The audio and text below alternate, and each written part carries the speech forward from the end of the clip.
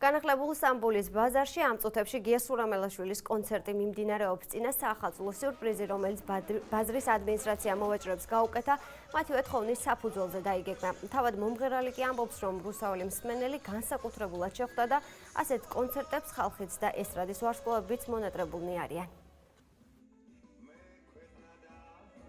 ხარია რომ ისევ რაღაცა ხდება ქვეყანაში, ეთდება რაღაცა სიამოვნებს რუსთაველებს რომ ეს სიამოვნებას რუსთავი საერთოდ მიყვარს. შინათ ვერ ჩამოვდივარ. დაკავშირებთ რა რუსთავთან?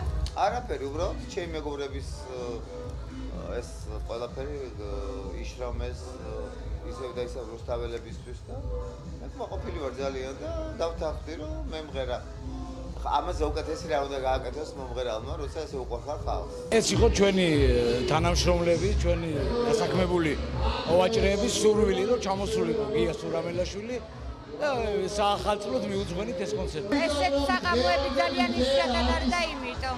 მოგწონთ? რა თქმა უნდა.